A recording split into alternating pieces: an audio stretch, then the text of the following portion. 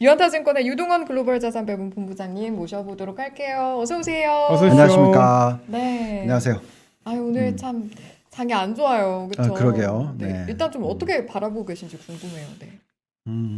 그러니까 운영하는 사람의 입장에서는 정말 타이밍을 좀 많이 잡아보려고 노력을 했었는데 그 타이밍이라는 것이 보통 지난 2년 동안에는 시장이 상승을 하면 9월 초순 정도까지는 상승을 하고 그 다음에 이제 9월 중순 이후 그리고 10월 달 좀 길게 가면 이제 11월 초 정도까지의 어떤 조정이 오는 경우를 지난 2년 동안 제가 운영하는 포트폴리오 상에서는 그렇게 나왔었어서 네. 계속 지금 들고 가고 있었는데 이번에 그 미국 증시가 사실 어저께 네. 생각보다 많이 빠졌고 미국 네. 시장도 분위기 안 좋았어요. 네. 그리고 오늘도 지금 보니까 선물 시장이 나스닥 개념으로 한 0.7% 빠지고 있네요. 예, 그래서 그 패턴이 조금 빨라졌다라고 느낄 수는 있어요. 그래서 약 한 달 정도 좀 빨라졌다 네. 뭐 이렇게 느끼는데 그 이유는 이 테이퍼링 가지고 이제 시장을 흔들었고요. 네. 그런데 그렇다면 돌리는 시기도 또 빨라지지 않을까라는 또 생각을 가지고 있습니다. 그래서 우리가 보통 11월 초까지는 투자를 다시 늘리자라고 얘기를 했는데 뭐 오히려 지금 먼저 빠지니까 뭐 10월 중순까지 이제 다 늘릴 수도 있는 그런 타이밍이라 생각하는 거고요. 그래서 기본적인 흐름 자체는 뭐 많은 분들이 이제 금융위기 얘기하고 뭐 아까 보니까 이제 신용장고 얘기들 좀 굉장히 많이 하시는 것 네, 같은데 그러시더라고요. 그건 굉장히 이제 단기적으로 들여다보는 것 같고요. 우리는 금융위기를 터질 미국의 펀더멘탈이 전혀 아니다라고 생각하고 있고 뭐 여러 가지 숫자를 가지고 얼마든지 그 증명을 해드릴 수 있는 부분이라서 네. 금융위기는 뭐 거의 가능성이 1%도 안 된다 저는 그렇게 경험을 하고 있고요. 그래서 지금의 조정은 테이퍼링을 가지고 헤지펀드들이든 아니면 단기 어떤 수익률 추구를 하시는 분들이 그 흔히 말하는 이제 이어 엔드 결산, 그러니까 우리는 12월 말이 결산이지만 헤지펀드들은 9월에서 11월 달 결산이 많아요. 그래서 지금 같은 변동성을 야기를 해서 수익률을 극대화시키는 그런 전략들이 지금 들어가고 있다. 그렇다면 이제 그게 끝나고 나면 또 다시 결국 시장은 펀더멘탈을 쫓아가는 시장이 나올 거고 네. 지금 우리가 들여다보는 펀더멘탈은 굉장히 튼튼하다. 네, 그래서 어느 정도로 튼튼하냐? 역대 보지 못했던 정도의 튼튼합니다. 그렇기 때문에 너무 패닉하실 필요는 없고 네. 만약에 좀 안타까운 부분은 이런 겁니다. 그러니까 저희가 운용을 하는 상품에 이제 가입을 하시는 분들의 입장에서 그 9월 초까지는 차익 실현을 좀 하지 마시라고 얘기를 해드렸는데 지금 조금 조정이 먼저 왔다라는 부분이 좀 안타까운 부분이고 대신에 그래도 11월 달까지 만약에 추가로 납입하고 싶어 하시는 분들의 입장에서는 9월 초가 됐었으면 그때는 빨리 넣지 마시고 9월 뭐 쭉 해서 빠지는 날마다 넣어서 11월 초까지 다 100%를 넣자 이렇게 얘기를 해드렸다면 지금 조정이 너무 좀 빨리 왔잖아요. 예, 그래서 한 달도 안 되지만 뭐 한 달이라기보다 한 15일 정도 더 빨리 온 것 같은데 지금 현재 느낌으로는 이때는 어쨌든 투자를 늘리시는 데 있어서 그 조정을 보시면서 앞으로 2달 동안 뭐 길게는 2달 반 정도 동안에 빠지는 날마다 이제 이렇게 분할 매수를 하는 전략으로 가져가자. 근데 그거는 처음부터 말씀을 드렸지만 대사락장이 시작된 건 아니다. 이건 일시적인 조정이다. 그럼 이 일시적인 조정을 여기다 내놓고 지금 던져버리고 나중에 올라가기 시작했을 때 또 다시 100%를 다시 실른다. 100% 던졌다가 100% 실른다. 이거는 개인 투자자들이 할 수 있는 전략은 아니다. 그리고 기관 투자자들의 입장에서는 그런 기간이 들어올 때 현금화를 맥시멈 뭐 한 20% 정도까지는 하는데 뭐 그것보다 더 하는 거의 뭐 매니저들은 별로 없다. 그래서 그 기간에 어떤 현금 흐름을 어떻게 활용하는지를 타이밍을 잡는 게 중요하다라는 얘기를 해드리겠습니다. 저기 액티브 펀드 매니저들도 보통 이렇게 조정이 오더라도 현금화 비중은 한 20% 정도만 가는 거지 뭐 절반 이상 현금화를 하거나 이런 얘기는 없고 그냥 맞으면 맞는 대로 그러니까 약간의 그 수익률 하락을 감내하면서 버틴다는 말씀이신 거죠? 그렇죠. 네. 자, 우선 그러면 그게 결론이면 네. 거기에 대한 그 백 테스팅이라든지 뭐 어떤 이유 때문에 그렇게 얘기를 하는지를 좀 네. 보겠습니다. 자, 우선은 테이퍼링이라는 이슈 있죠. 그러니까 지금 테이퍼링이 생각보다 빨리 온다. 이게 이제 시장의 어떤 공포로 다가오는 것이죠. 실질적으로 빨리 오는 것이 사실이죠.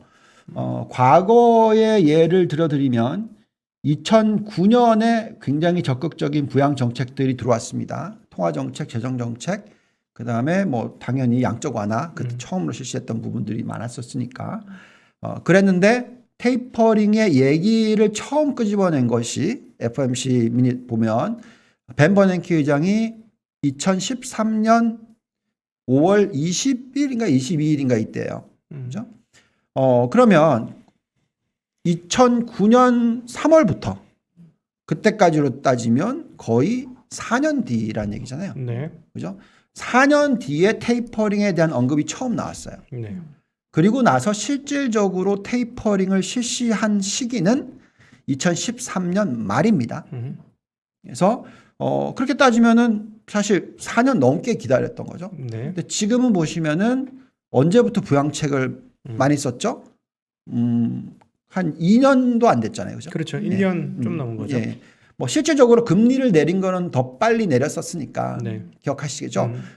그 금리를 내리기 시작한 것은 그렇죠. 그 코로나가 터지기 전부터도 얘기했었으니까 그래서 그렇게 계산을 하시면은 이제 1년 반 정도 된 거죠. 네.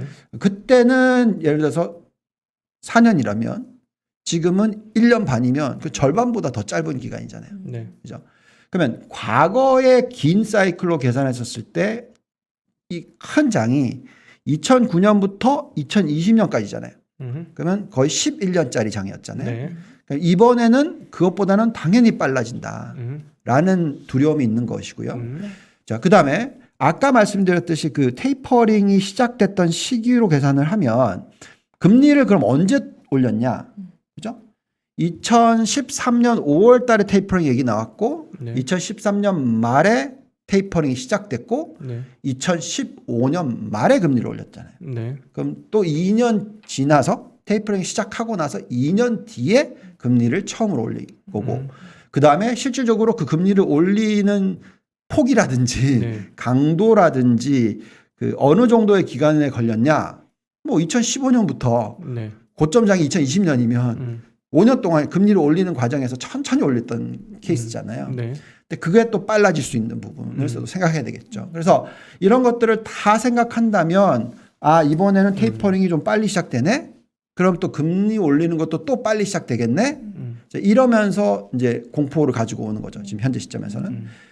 그런데 이제 오늘 제가 설명해 드리고 싶은 내용은 테이퍼링에 대한 얘기가 지금 나오고 있는 이유는 워낙 양적 완화의 규모가 2008년보다 훨씬 네. 셌다라는 거죠. 그렇죠. 예, 그래서 그 폭을 빨리 줄이는 게 맞죠.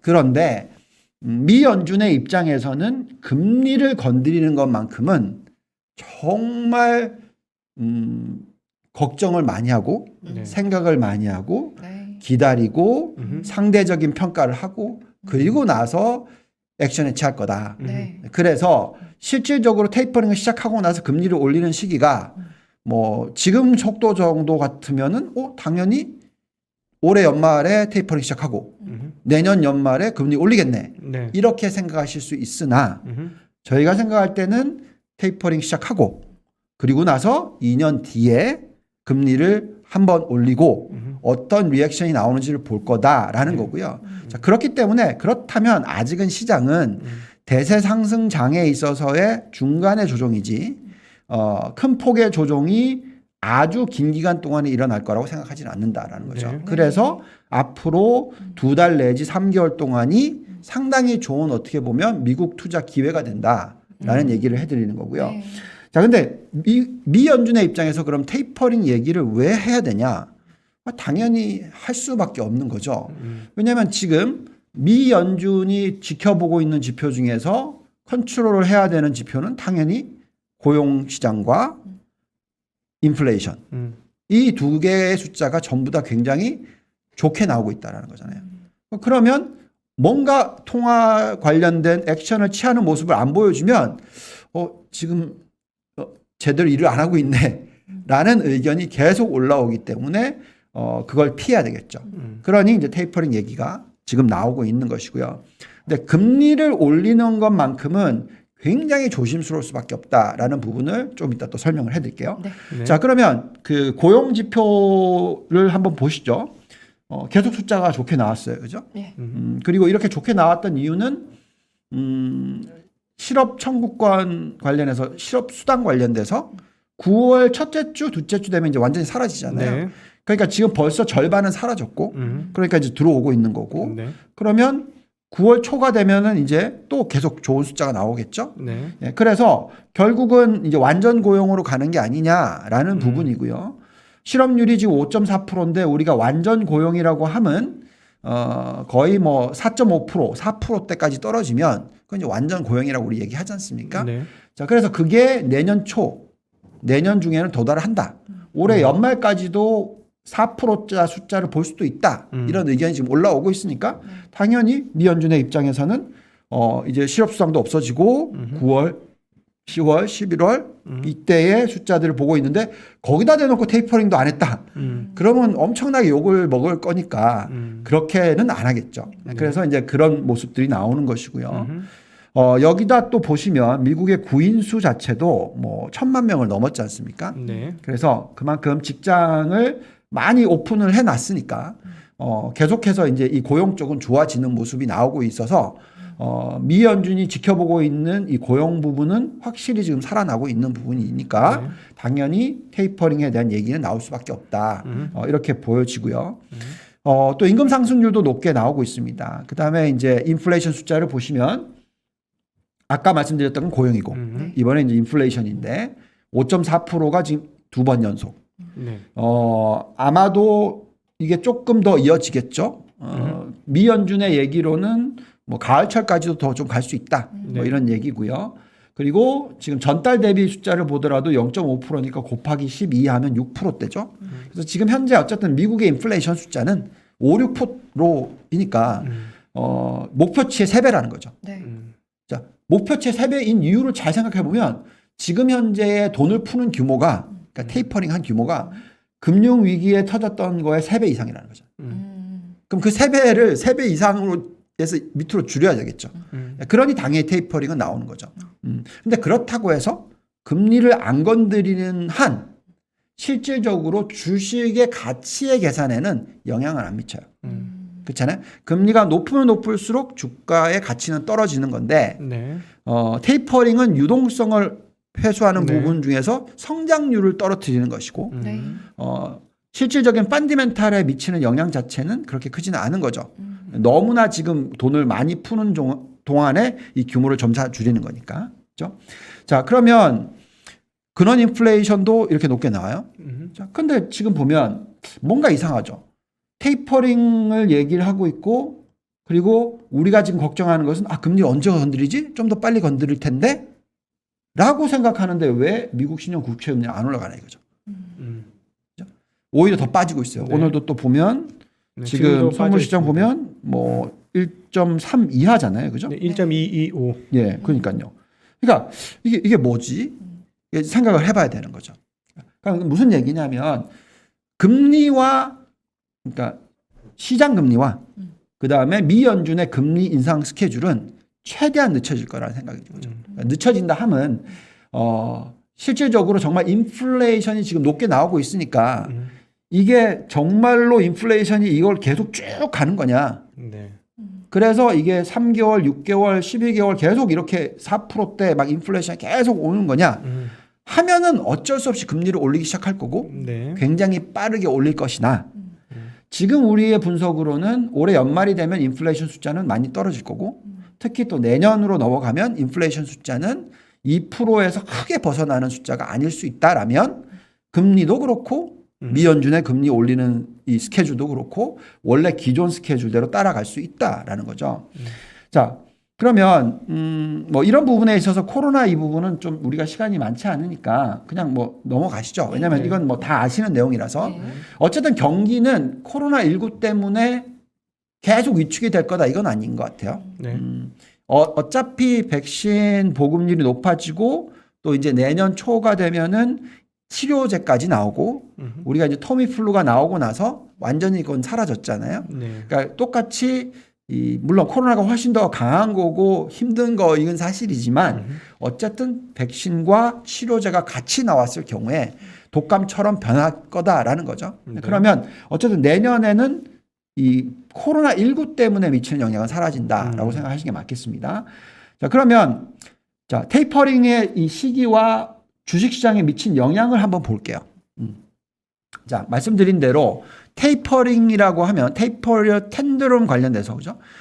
2013년 5월 22일 날 처음으로 얘기가 나왔다. 여기 나오죠? 그리고 실질적으로 2013년 12월에 얼마나 줄였냐면 이게 850억 달러. 네. 그죠? 여기서 750억 달러. 이제 그러니까 100억 달러 정도 줄인 거잖아요. 네. 근데 지금 우리는 얼마를 하고 있습니까? 월 1200원. 1200억. 훨씬 높잖아요. 그죠? 그래서 이 정도 수준까지 줄일 수 있는 거죠. 훨씬 더 많이 하고 있으니까. 근데 보시면 테이퍼링을 실시한 시기 이후에도 계속 대차절편 늘었고요. 언제 완전히 멈췄냐면 여기 나와 있듯이 2014년 말. 네. 그리고 나서 실질적으로 사이즈가 줄기 시작한 건 언제냐? 2018년. 그렇죠. 이걸로 보고 있다면 아직까지는 유동성을 완전히 이제 빠지는 이런 규모가 줄어드는 타이밍까지는 한참 남았다는 거죠. 네. 자, 그리고 지금 현재 보면 올라가는 속도가 이렇게 올라가는 속도까지 올라갔다가 여기서 보시면 이제 천천히 갔는데 여기는 더 빨리 올라갔죠. 네. 그래서 이제 이렇게 천천히 이제 이게 기울기가 낮아지겠죠. 자, 근데 자, 이 타이밍에서 그러면 왜 시장이 흔들리냐? 이게 어떻게 보면 타이밍 자체가 딱 가을철에 미국 시장이 좀 흔들릴 만한 타이밍이거든요. 과거의 그 타이밍 자체가 아까도 말씀드렸습니다만 여러 가지 이제 헤지펀드들이던 어떤 운용하는 사람들의 입장에서 보통 8월, 9월, 10월 요때를 좀 두려워하긴 해요. 그런 예들이 있는데 여기 보시면 채권 시장이 주식 시장보다도 더 나은 달이 언제냐? 8, 9월. 네. 여기 나와 있듯이. 네. 그죠? 그리고 나서 이제 10월 달, 11월, 12월에는 이제 주식이 더 좋아요. 그리고 1990년대 이후를 보시면은 쭉 상승을 하다가 지금 현재 빨간 선이고요. 옛날에 과거 얘는 보시면 9월 초부터 꼭지를 찍고 10월 중순까지 바닥을 찍죠. 요 기간에 조정폭은 아주 높지는 않습니다. 한 5%도 안 되는 조정폭이죠. 그렇지만 어쨌든 이때가 쉬어가는 구간이다. 그러면 이제 테이퍼링 얘기가 나왔고 계절적인 요소까지 더했더니 이건 한번 흔들 수 있는 타이밍인 거죠. 예, 그래서 조정이 왔다라고 보실 수도 있겠고, 그 다음에 또 대통령 임기 기간으로 계산해 봐도 이게 이제 대통령 임기 첫 해예요. 첫 해의 숫자를 보시면은 쭉 올라갔다가 언제 제일 안 좋냐? 8월부터 10월. 그죠? 1년 차에. 네. 지금 딱 그때라는 거죠. 그래서 여러 가지가 맞물리면서 단기적인 조정을 유발을 하고 있다. 네. 자, 근데 이제 여기서 그러면 대세 하락장이 시작됐다 그러면 이건 다 팔아야 되겠지만 네. 만약에 여기에 나와 있듯이 10월 달, 11월 달에 다시 상승하는 주기가 나온다라고 하면 당연히 이 조정은 투자 기회를 삼아야 되는데 그러면 얼마나 이 상승을 할 거라는 데에 대한 컨빅션, 네. 신뢰가 있는지 자신이 있는지를 봐야 되겠죠. 네. 그래서 그 요소로 보면 저는 두 가지로 보고 있습니다. 우선 하나는 미 연준이 금리를 빠르게 올리지 못할 것이다. 그게 적어도 2년 정도 더 있다가 올릴 것이다. 라고 생각하는 게 맞다면 네. 시장이 올라갈 수 있는 법. 음. 그다음 두 번째는 펀디멘탈. 가장 중요한 펀디멘탈. 음. 그 펀디멘탈이라는 것이 지금 미국의 펀디멘탈이 ROE가 평균적으로 기업들이 20% 이상을 창출해내고 있는 상황이니까 네. ROE를 매년 20%를 창출해내고 있는 것이 큰 변화가 없다면 시장은 매년 20% 정도 상승할 수 있는 여건을 만들어 준다라는 거죠. 네. 그죠? 그래서 만약에 근데 그 ROE가 20%를 창출하다가 내년에 15%로 떨어진다. 내후년에 10%로 떨어진다. 네. 이렇게 계산을 한다면 당연히 대세 하락장이 시작되겠죠. 그렇지만 그게 아니라 올해 20%, 내년에 20%, 내후년에도 20%다라고 생각한다면 빠질 이유가 없다라는 거죠. 펀디멘탈적으로는. 그래서 금리와 펀디멘탈을 두 개를 다 봤었을 때 우리가 생각할 때는 아직 대세 상승장이 꺾인 게 아니다. 그래서 지금은 단기 조정이다라고 생각을 합니다. 정리를 한번 해보면 네. 그 지금 뭐 테이퍼링이 나와서 단기 충격을 받긴 했습니다만 장기적으로 봤을 때 지금 1, 2년 안에는 쉽게 금리 인상, 즉 본격적인 긴축은 없을 터이니 지금 당장의 그 테이퍼링 그 충격으로 인해서 주가가 빠졌지만 기업 실적이나 이런 것들 감안해 봤을 때 썩 나쁘지 않기 때문에 오히려 빠질 때를 매수의 기회를 삼는 것이 오히려 효과적이다라고 정리를 해볼 수 있겠죠. 그렇죠. 말씀하신 게. 자, 네. 그러면 이제 과거의 차트를 보면서 얘기를 해볼게요. 자, 여기 나와 있듯이 왼쪽은 S&P 500, 죄송합니다. 왼쪽은 나스닥, 오른쪽은 S&P입니다. 네. 어쨌든 2009년부터 많이 올라왔었어요. 많이 올라왔었고 지금 오름폭이 100%지 않습니까? 그것보다 더 많이 올라왔어요. 자, 그리고 나서 테이퍼링 뉴스가 딱 터지고 나서 딱 한 달 정도 조정을 받습니다. 얼마나? 나스닥은 6.7%, 그다음에 여기 보시면 S&P는 7.5%. 그러니까 빠르게 한 달 조정. 근데 중요한 거는 그 이후에 어떻게 됐나요? 9개월 동안에 나스닥은 32.7% 올라요. 그리고 여기 보시면 S&P는 거의 19%가 오릅니다. 네. 그리고 나서 실질적으로 테이퍼링이 시작되고 나서 조금 또 빠져요. 근데 또 그 폭은 아주 높은 건 아니고 뭐 한 5%에서 10% 정도. 그죠? 여기도 보면 살짝. 그리고 또 올라요. 결국 금리를 건드리기 전까지는 계속 오르는 거죠. 또 금리를 실질적으로 건드렸던 타이밍이 아까 말씀드렸지 2015년 말이잖아요. 그때까지는 계속 올라간다라는 거죠. 그래서 지금 우리가 만약에 진짜 2023년 말에 금리를 올리는 게 아니고 2022년 말에 올린다. 그럼 2022년 말까지는 시장이 올라갈 거지만 조정을 받을 수도 있는 타이밍이 더 빨리 올 수도 있겠죠. 어쨌든 그건 지켜봐야 된다라고 말씀을 드립니다. 자, 근데 제가 이제 이건 지난주에도 잠깐 짚어드렸던 부분인데 왜 우리가 생각할 때 미 연준이 금리를 빠르게 올리지 않을 것이다라고 생각하냐면 그만큼 미국의 부채 비율이 높기 때문에 그렇습니다. 그리고 그게 계속 지금 상승하는 주기에 있기 때문에 미리 미 연준이 금리를 올릴 정도의 타이밍이 아니다라는 거죠. 1946년과 23년을 비교했을 때 비슷한 숫자에 도달하는 것이 2023년이다. 지금 1조 달러 나왔잖아요. 그래서 인프라 나오면 이건 부채 비율은 계속 올라가요. 그러면서 부채 비율이 올라가는다 대놓고 금리를 올릴 만한 미 연준인가 저는 그렇게 보이지는 않았습니다. 실질적으로 과거에도 보시면은 이 부채 비율이 많이 올라가고 나서 인플레이션이 굉장히 크게 올라가요. 왜? 당연히 부양책을 많이 썼으니까. 여기 보시면 20%까지 올라가잖아요. 네.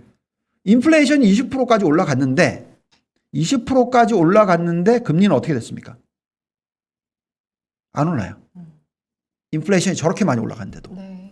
마찬가지입니다. 지금 인플레이션이 5%, 6%가 나오고 있는데 금리는 1.23%에 있잖아요. 그러니까 결국은 훨씬 더 지금 그런 상황이 벌어지고 있는 것이죠. 그리고 미 연준이 실질적으로 금리 안 건드렸어요. 여기 보시면 1946년 이때는 미 연준 기준금리가 없었습니다. 요 다음 차트 보면 더 자세히 나와 있죠. 건드리질 않았어요. 언제 건드렸습니까? 1950년대 중반. 그러면 46년도가 고점, 정부 부채 비율이 떨어지고 나서 한참 떨어지고 나서 그때부터 금리를 건드렸다. 네. 그럼 우리가 지금 보면 2023년까지 정부 부채 비율은 계속 올라가고 이게 떨어지기 시작하는 타이밍이 2024년 정도 될 것 같다. 지금 인플레이션 숫자를 보고 있으면. 자, 그러면 그때부터 금리를 올릴 수도 있다. 이렇게 저는 생각하는 거죠. 그렇다면 벌써부터 이 금리가 너무 빠르게 올라갈 것이기 때문에 유동성이 완전히 회수가 일어나고 이에 따라서 어떤 위기가 터진다라고 생각하기엔 너무 빠르다라는 거고요. 자, 그때 시장을 한번 보시면 똑같은 현상이 일어났죠. 120% 고점 갔었을 때 그 이후에 이제 시장이 좀 쉬다가 또 튀고 또 쉬다가 또 튀고 언제 금리를 올리기 시작했냐? 이때에 또 쉬고 또 튀어요. 그러니까 금리를 처음 올리기 시작했을 때는 쉬어요. 근데 그리고 나서 계속 금리가 올라가서 많이 올라갔을 때가 꼭지. 그러니까 지금 만약에 우리가 생각할 때 2023년 말에 금리를 올리기 시작하고 이번 사이클은 과거보다는 좀 빠르다고 아까 말씀드렸잖아요. 그러면 과거는 11년짜리인데 이번 거는 5년짜리다 라고 계산한다면 앞으로 5년으로 간다고 생각한다면 언제부터 오르기 시작했냐? 2020년부터 시작이다. 그러면 2025년, 2026년이 꼭지겠죠. 그래서 정확한 타이밍은 모릅니다. 근데 그거는 얼마나 금리를 언제부터 올리고 얼마나 빠르게 올리느냐. 이게 중요한 것 같아요. 저 근데- 하나 질문이 있습니다, 네. 본부장님. 혹시 이렇게 말씀하시는 건 이제 미국 중심으로 이야기를 하셔가지고 네. 듣다가 이제 생각을 하는 건데 최근에 이런 하락이 있어서 한국 입장에서 보면 사실 미국은 오늘 세게 두들겨 우리를 팬 거지만 물론 이제 미국이 직접 팬 건 아니지만 이제 테이퍼링 관련해서 이제 얻어 맞았고 근데 사실 그 전에 얻어 터진 거는 사실 중국 이슈가 훨씬 더 컸거든요. 네, 네. 근데 지금 계속 중국에서 나오는 그 뭐 정책도 있지만 그 다음에 지표들도 보면은 조금씩 꺾이는 흐름들이 계속 나오잖아요. 네. 혹시 중국이 안 좋을 때 그 미국이 피드백을 먹는 게 없나요? 중국이 안 좋아서 피드백이다. 그러니까 중국이 안 좋은 거에 대한 영향으로 미국도 같이 좀 영향을 받아서 같이 흔들리거나 이런 게 없을까 하는 거죠. 그러니까 사실은 예를 들자면 저는 이게 테이퍼링에 의한 충격이라면 아주 금방 끝날 것 같아요. 뭐 한 주 안에도 끝날 것 같고 뭐 네. 당장 내일 모레 정도만 돼도 끝날 수도 있을 것 같아요. 네. 근데 지금 이게 이제 테이퍼링 때문에 촉발은 됐지만 네. 지금 중국 쪽에서도 아직 완화를 제대로 안 하거든요. 버벅버벅 거리는데 할 때 지준율을 하면 살짝 내리고 그러나 통화 완화를 한다던가 이런 시그널 별로 없어요. 지준율 인하 외에는. 그러니까는 중국 쪽에서 좋은 소식이 안 들리고 계속 나쁜 소식만 있으니까 투자자 전반적으로 뭐 좀 경색이 되는 분위기도 있잖아요. 심리는. 근데 네. 어쨌든 과거에도 중국이 쾅 하고 좀 흔들리면 미국에도 좀 되먹이를 먹이고 이런 경우 있었는데 혹시 이런 연관은 별로 그렇게 큰 상관은 없을까요? 그냥 제가 궁금해서 여쭤보는 네. 거예요. 저도 잘 모르는데. 제가 중국에 있었을 때 중국의 어떤 금융 위기를 가지고 공격은 계속 들어와요. 왜냐하면 그때는 그림자 금융 얘기했었고 그죠? 네. 계속 그런 식으로 얘기를 하면서 2011년에도 들어왔었고 2013년에도 들어왔었고 네. 2015년에도 들어왔었고 네. 그렇지만 중국 시장이 일시적으로 뭐 10% 20%는 빠지긴 했었지만 그때도 네. 그렇지만 결국은 2014년 15년에 네. 폭등을 했죠. 네. 근데 그 트리거 포인트가 뭐였냐면 네. 결국 통화를 음. 제대로 풀었어요. 음. 근데 미국과 중국과의 지금 차이점을 보시면 음. 미국은 엄청나게 풀었는데 네. 중국은 그 푼 속도로 계산을 하면 네. 재정을 쓰기는 했었으나 네. 통화를 제대로 세게 쓰진 않았죠. 오히려 지금 2008년에 4조 네. 위안 쓴 것 때문에 그거 수습하느라고 진짜 몇 년 거의 한 굉장히 오랜 기간을 거치면서 수습을 했고 이번에도 풀다가 남들보다 빨리 쪼은 거는 결국 그런 뒤폭풍을 빨리 일으키지 않기 위해서 남들보다 빨리 수습을 했고 오히려 한 지난 6개월 이상 지금 긴축 아니었습니까? 네. 중국 같은 지금 보면 중국의 위기나 중국의 리스크 포인트는 기업 부채라고 네. 얘기를 했죠. 네. GDP의 음. 지금 165%. 음. 그래서 그 숫자가 너무 높기 때문에. 네. 근데 그 기업들 중에서 거의 70%는 정부가 들고 있는 거죠. 네. 그렇죠. 그렇죠. 국유기업. 예. 네. 그래서 정부의 입장에서는 미국과 지금 계속 이 싸움을 하고 있는 상황에서 네. 이쪽을 너무 확 늘려버리면 굉장히 공격하기가 쉬운 환경이 돼버리잖아요. 먹잇감이 된다 이 네, 말씀이시죠? 먹잇감이 되는 거죠. 그거를 컨트롤 지금 하고 있는 거죠. 중국의 입장에서는. 네, 그렇죠. 그런데 지금 미국이 여기서 긴축을 때리는 게 아니라 네, 계속 부채 비율이 높아지고 있잖아요. 그렇죠. 그런 타이밍에서는 아 그럼 우리도 풀어도 되겠네라고 갈 수가 있는 거죠. 중국이 즉, 앞으로. 예. 네, 그래서 그건 지금 두 국가가 머리 싸움을 하고 있는 타이밍. 네, 예. 네. 그래서 지금 미국의 입장에서도 중국이 저렇게 가니까 우리도 조금 그런 모습 보여줘야 되겠네 이렇게 되는 거죠. 즉 저쪽에서는 긴축 얘기를 네. 하고 있는데 네. 우리는 왜 긴축 얘기를 안 하고 계속 풀고만 있는 것으로 보이면 오히려 상대적인 신뢰도가 떨어질 수도 있죠.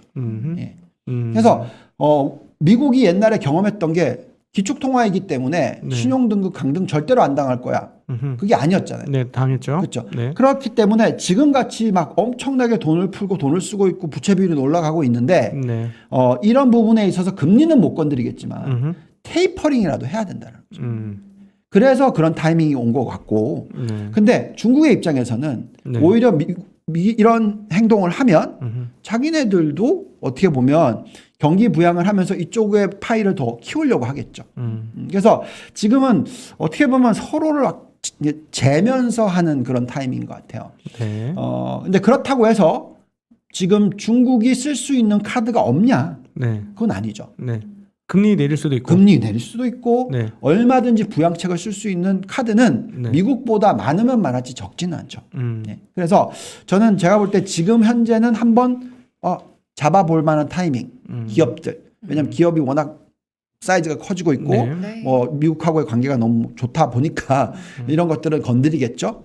그렇지만 그걸 한번 잡고 나면 자 이제 풀어주겠죠. 네. 근데 그거를 어떤 기업에 풀어줄 거냐 대형주들이 아닌 뭐 심천시장이라든지 네. 뭐 이 여러 가지 요소들을 가지고 풀어주는 타이밍이 오겠죠. 네. 그래서 저는 대세 하락장이 일어나고 어떤 이런 위기가 터지려면 뭔가 어쩔 수 없이 긴축을 해야 되고 모든 걸 다 그렇게 해야 되면 그게 터지는 건데 네. 지금은 그럴 이유도 없고 그렇게 해서는 안 되겠죠. 네. 이기려면. 예. 그래서 저는 중국발 위기가 터지는 타이밍이 언젠가는 온다고 생각하는데 지금 빠르게 올 것 같아 보이지도 않고 지금 중국 시장을 보시면 한번 확 무너졌다가 네. 지금 올라왔다가 지금 옆으로 가고 있는 거지 여기서 또다시 확 무너지는 모습이 나오는 건 아니잖아요. 네. 예. 그래서 그런 기대는 가지고 계셔야 될 것 같아요. 그러니까 말씀하신 대로 중국과 미국이 계속 싸우기만 하고 서로를 어떻게 잡아먹는 어떤 악재를 계속 던지게 되면 시장은 좀 힘들 수 있습니다만 네. 그렇게 오래까지 갈 이유는 아닌 것 같다라는 생각이 드는 거죠. 네. 그렇다면 이제 저희가 슬슬 결론을 좀 내볼까요? 하반기 투자 전략 어떻게 해야 할지 글로벌 시장 중간중간 힌트도 많이 주시고 어떻게 보면 답변도 해주셨는데 구체적으로 한번 들어가 보겠습니다. 네. 아까 말씀드렸듯이 금리는 최대한 늦게 올린다. 첫 번째 요소 시장이 앞으로 11월 달부터는 큰 폭으로 상승할 수도 있는 어떤 여건이 만들어진다. 네. 자, 그러면 이제 하나의 더 이유가 아까 말씀드렸듯이 뭐죠? 실적. 근데 실적이 지금 어쨌든 뭐 이건 뭐 다 보셨던 내용일 테니까 역대 최고. 네. 뭐 컨센서스가 예상치를 엄청나게 아웃비트를 하는 모습이 자꾸 나오고 있는 거 실질적인 숫자가 네. 그 폭도 너무나 높다. 네. 자 그러면 이제 이렇게 보면 숫자들이 워낙 좋은데 이 포트폴리오화 그다음에 이제 어떤 차익 실현을 하는 타이밍으로 좀 계산을 해볼게요. 네. 우선 포트폴리오는 우리가 이렇게 말씀드리고 있습니다. 변한 게 전혀 없어요. 반도체 IT 30%, 에너지 신재생 에너지 20%, 바이오 헬스케어 20%. 이렇게 계산하면 한 70%가 성장주인데 여기서 이제 에너지가 사실 성장주라기보다는 아무래도 좀 가치주겠죠. 네. 자, 그래서 70% 전부 다 해서 한 5% 정도는 에너지니까 뭐 65%로 본다면 또 밑으로 보면 원자재, 중간재, 산업재, 소비재가 있는데 이 소비재 안에서도 성장주가 있겠죠. 예를 들면 뭐 우리나라로 따지면 네이버, 카카오뱅크 뭐 이런 회사들은 성장주로 볼 수가 있는 거죠. 소비재인데도 불구하고. 그러니까 그래서 대충 계산하면 성장주 7, 가치주 3. 네. 좀 더 가치주를 늘린다면 65, 35. 요 정도의 포트폴리오가 맞겠다라고 네. 계속 지금 얘기를 해드리고 있고요. 그 다음에 이제 그러면 정말로 어느 정도의 어떤 큰 세기의 하락장이 오거나 아니 또 단기적으로라도 어떤 큰 폭의 하락장이 오려면 저희는 이제 이 두 가지 지수를 보면서 얘기를 하는데 하나는 공포와 탐욕 지수고요. 하나는 딕스 지수입니다. 네. 근데 공포와 탐욕 지수는 어제로서 또 25고요. 오늘 또 빠지면 또 20으로 내려가요. 네. 근데 우리가 항상 얘기하는 게 20에서는 매수, 음. 80에서는 매도. 근데 지금 현재 20의 근처인데 여기다 대놓고 막 던져야 된다. 이렇게 말씀 못 드린다는 거고. 네. 80까지 간다. 그러면 이제 그때는 걱정할 거예요. 그 다음에 빅스 지수를 보시면 12 정도 되면 거의 대세 하락장 정도, 10까지 내려가면 진짜 대세 하락장이 시작되기 전. 네. 엄청나게 내려왔었을 때. 근데 지금 내려오다가 또 튀었어요. 그죠? 22까지 올라갔습니다. 그러면 이건 아직 한참 남았다는 거죠. 그래서 지금은 여러 가지 조짐을 놓고 봤었을 때 대세 하락장이 시작된 것 같아 보이진 않는다. 대세 하락장이 시작되는 타이밍은 충분히 잡아낼 수 있다. 예, 그래서 아까 다시 보여드렸듯이 이 포트폴리오로서 투자를 하고 근데 이제 한 가지 중요한 것은 성장주든 가치주든 간에 그냥 무작정 멀티플이 높은 거 성장주, 무작정 뭐 멀티플이 낮은 게 가치주 이렇게 보지 마시고 네네. 얼마나 수익을 잘 벌어들이고 있고 네. 얼마나 배당을 잘하고 있고 앞으로의 미래가 굉장히 튼튼한지 그래서 종목 선별이 정말 중요해지는 타이밍일 수밖에 없고 네. 계속 종목 선별을 해야 된다라는 얘기를 계속 해드리고 있어요. 그리고 또 재밌는 거는 우리가 지금 왜 그래도 성장주 위주의 투자를 해야 된다고 얘기하냐면 여기에 나와 있듯이 노동 참여율도 그렇고 생산성의 상승도 그렇고 4차 산업혁명이 끝난 스토리가 아니다. 네. 그래서 앞으로 인플레이션이 안정을 찾고 글로벌 성장률도 다시 또 안정적인 모습으로 골디락스 구간이 나오는 경우에 여기서 가장 계속적으로 성장을 높게 보여줄 기업들과 산업은 여전히 성장주다. 그래서 그 생산성이 올라가는 추세를 보여주고 있기 때문에 네. 앞으로 10년 뒤에 얼마나 커질지는 항상 생각을 하시면서 종목을 고르고 업종을 고르자는 말씀을 드리고 있고 네. 그래서 20개의 ETF를 뽑았더니 딱 비중도 여기도 똑같아요. 7대 3. 65대 35. 요 정도로 나옵니다. 지금 이 포트 상으로 보면은 사실은 지금 오늘 요런 게 지금 지금 해외 주식에는 좀 덜하긴 하겠는데 오늘 저녁까지 한번 걸쳐 보면은 약간 조금 힘드는 구간이시잖아요. 네. 이렇게 힘드는 구간에는 어떻게 대응하세요? 만약에 미리 현금화를 했다면 네. 뭐 마음 편하게 빠지는 날마다 네, 조금씩 사 들어간다. 살 건데 네. 지금 말씀드린 대로 9월 초까지는 좀 기다리려고 했었거든요. 네네. 근데 지금 미리 하락을 시작했으니 네네. 그냥 이때는 버티는 것밖에 없습니다. 몸빵. 네. 어쩔 수 없습니다. 네네. 예. 여기다 대놓고 지금이라도 던져야지 했다가 생각보다 조정이 빨리 왔는데 반등이 생각보다 빨리 와버리면 못 쫓아가거든요. 닭줬던 개가 되거나 아니면 미아가 된다. 네. 왜냐하면 이제 이 방송을 보시는 분들한테는 실전 대응을 어떻게 하는지도 상당히 중요할 것 같아서 네, 맞습니다. 이제 사회적으로 유명한 펀드 매니저이시니까 과연 이렇게 생각과 다르게 갑자기 급속하게 냉각이 되어져 가지고 손괴를 입었을 때 과연 어떻게 대응할지가 참 궁금했었는데 네. 말씀해 주셔서 감사합니다. 마찬가지로 네. 우리가 똑같은 경험을 했었는데 네. 2020년 2월 3월 달 그죠? 네, 네. 엄청나게 빠르게 얻어맞았잖아요. 네네. 그때에 왜 포트폴리오를 안 건드리냐라는 얘기를 굉장히 많이 하셨어요. 네. 예. 근데 언제 건드리냐면 그럴 때는 바닥에 떨어지고 나서 상승하기 시작하고 네. 수익률이 회복되는 과정에서 포트폴리오를 조정을 해요. 네. 네. 빠지는 때는 건드리면 안 되는 거죠. 네네. 저희가 방송 아까 1부 시작하기 전부터 이제 우리 시청자분들께서 들어오셔서 막 대화를 하시는데 네. 방금 저희가 나눈 이야기를 딱 하셨어요. 아, 지금 포트에서 뭘 좀 덜어내야 하는 건가 고민을 하시더라고요. 지금 결론을 내주신 거죠. 지금은 덜어낼 때는 아닌 것 같고 몸빵하면서 좀 버티다가 말씀하신 종목을 잘 선별해서 또 투자를 하자. 그리고 다시 수익률이 회복되기 시작하면서의 타이밍이 들어왔었을 때 네. 가장 항상 해야 되는 건 뭐냐면 올라가는 종목을 더 싫고 덜 올라가는 종목은 버리고 네. 그러니까 올라갈 때 지금은 아니고 올라가는 흐름일 때. 네. 네. 이렇게 상세한 투자 전략까지 네. 저희가 지켜보고 또 들어보고 마음에 새겨봤습니다. 아, 이제야 좀 마음이 1부, 2부 지나가면서 제가 안정이 돼요. 저도 오늘 힘든 하루였거든요. 야, 정말 힘든 하루입니다. 사실. 네, 여러분들께도 좀 위로가 됐으면 하는 마음입니다. 저희 그러면 2부 슬슬 마무리해도 될까요, 본부장님? 네, 그럼요. 네, 여기서 인사드리겠습니다. 저희 2부 이 시간 유한타증권 유동원 본부장님과 함께했습니다. 고맙습니다. 네, 감사합니다. 감사합니다.